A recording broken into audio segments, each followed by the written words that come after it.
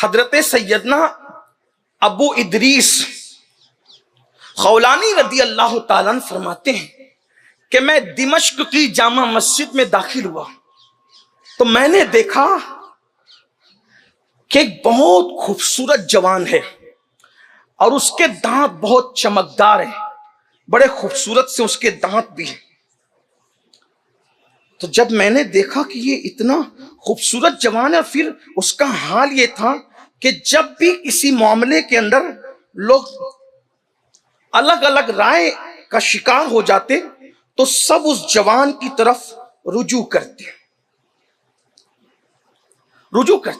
اور وہ سب کا مسئلہ حل کر دیتا۔ تو میں نے کسی سے پوچھا یہ جوان کون ہے؟ اس کے دانت موتیوں کی طرح چمک رہے ہیں، بڑا خوبصورت ہے یہ جوان۔ تو کسی نے کہا یہ صحابی رسول حضرت سیدنا معاذ ابن جبل ہے، بہت خوبصورت تھے، حالانکہ چھوٹی عمر ہی میں ان کا وصال ہو گیا، بہت زیادہ نہیں ان کی عمر رہی، مختصر سی عمر میں انہوں نے پردہ فرمایا۔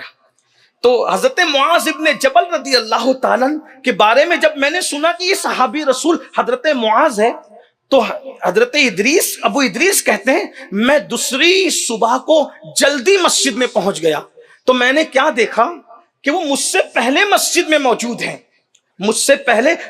میں موجود ہیں اور ایسے میں وہ نماز پڑھ رہے ہیں۔ میں انتظار کرنے لگا، جیسی انہوں نے نماز کا سلام پھیرا میں نے ان سے کہا اے معاذ میں اللہ کے لیے آپ سے محبت کرتا ہوں، کر کے دیکھ لو نا اس کا صلہ کیا ہے، ذرا آپ سمجھیں۔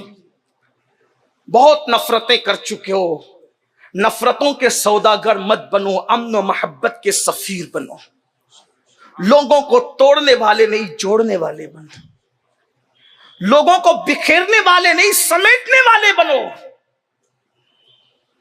اس لیے کہ اہل حق کی نشانی جوڑنا ہے۔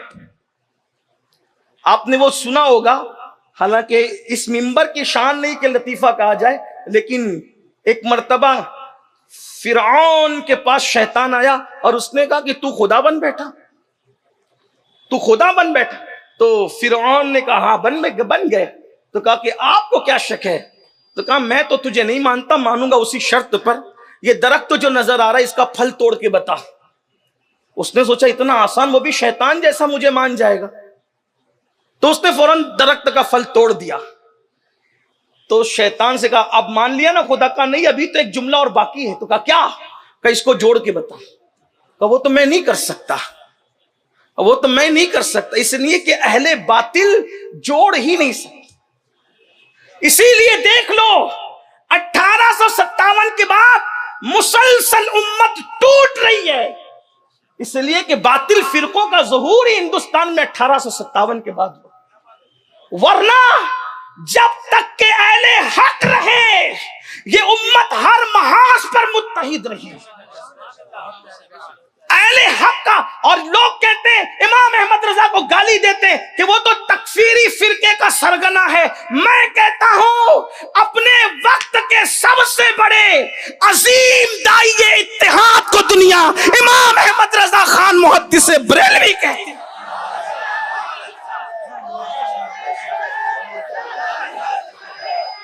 اس لیے کہ حق اور اتحاد دونوں لازم و ملزوم ہیں۔ حضور جوڑنے آئے تھے، غریب نواز نے جوڑا، غوث پاک نے جوڑا، بندہ نواز کے سودراز نے جوڑا، مخدوم اشرف جہانگیر سمنانی نے جوڑا، شاہ برکت اللہ نے جوڑا۔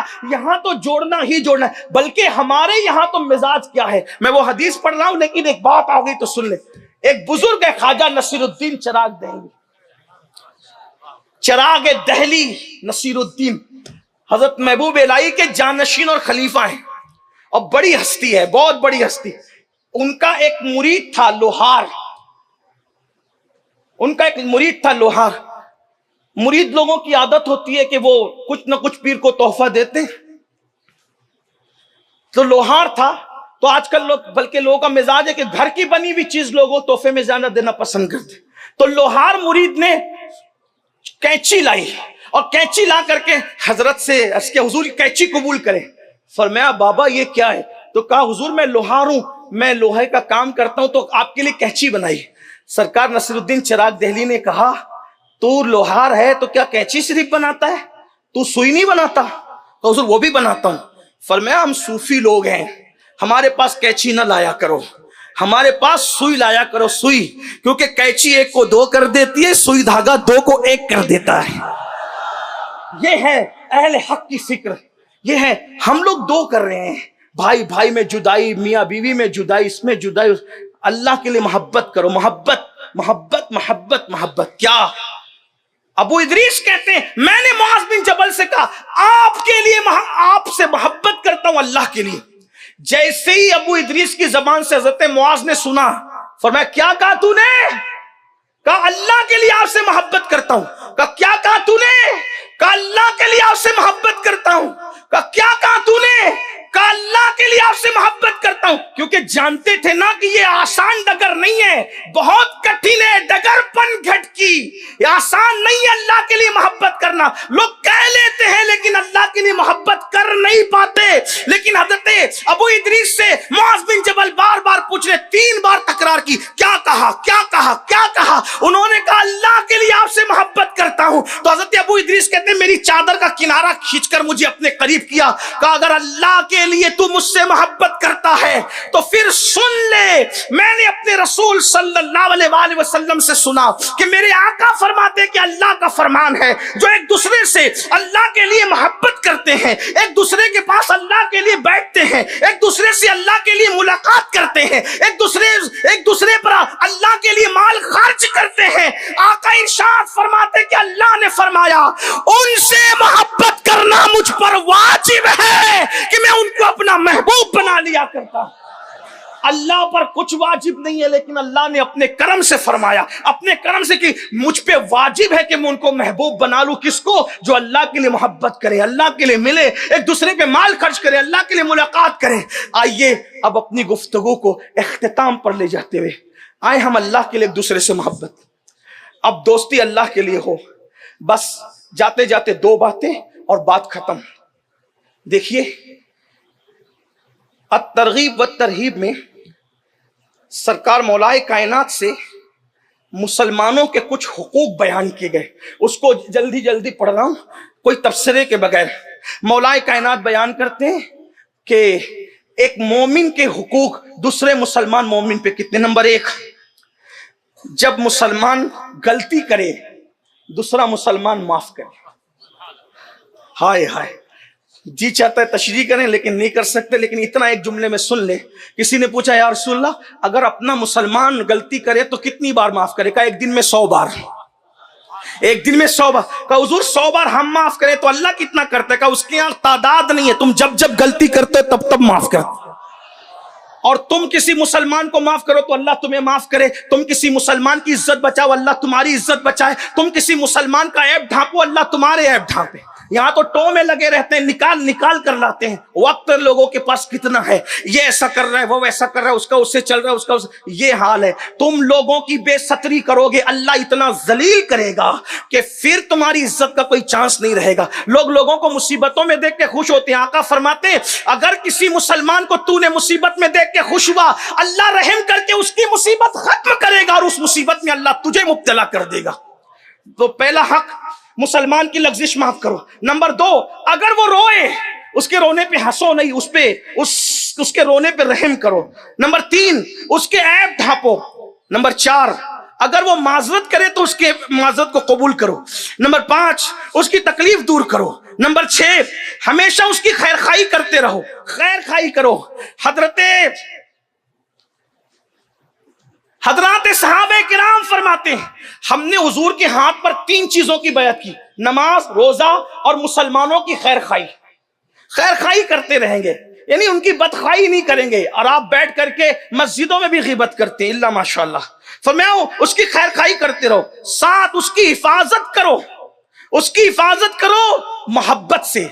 और एक हदीस ये भी है, हजरते मिक़दाम इब्ने मादी कर्ब इरशाद फरमाते जिससे मोहब्बत करो, इजहार कर दो कि मैं तुझसे मोहब्बत करता हूं, इससे भी मोहब्बत बढ़ती है।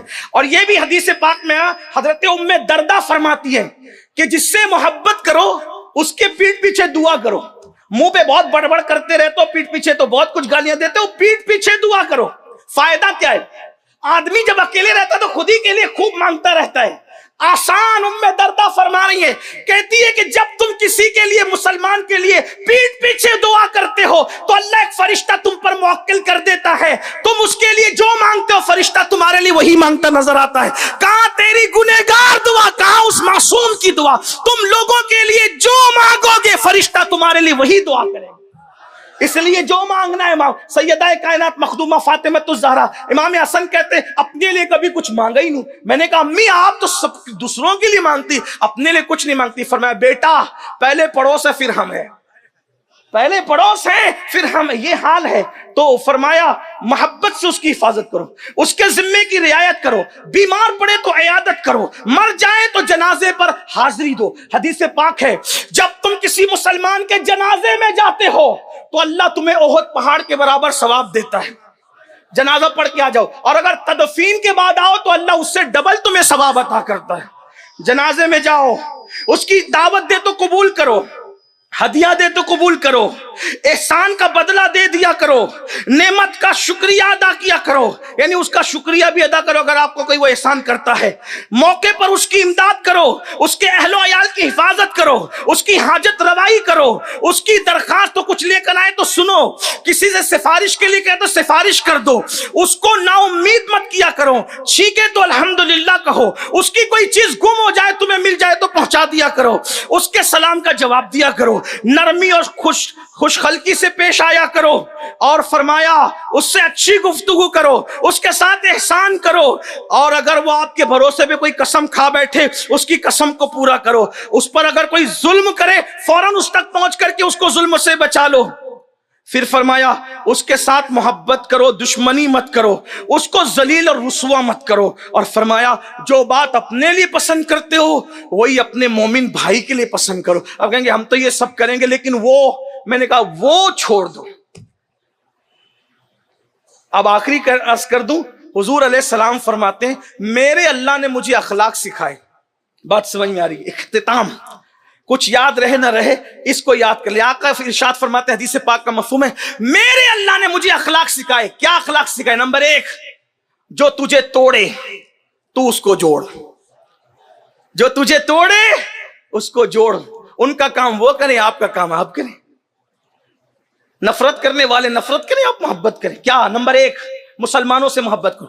جو تجھے توڑے تو اس کو جوڑ، جو تجھ سے دور بھاگے تو اس کے قریب جا، جو تجھے محروم کرے تو اس کو عطا کر کے دیکھو.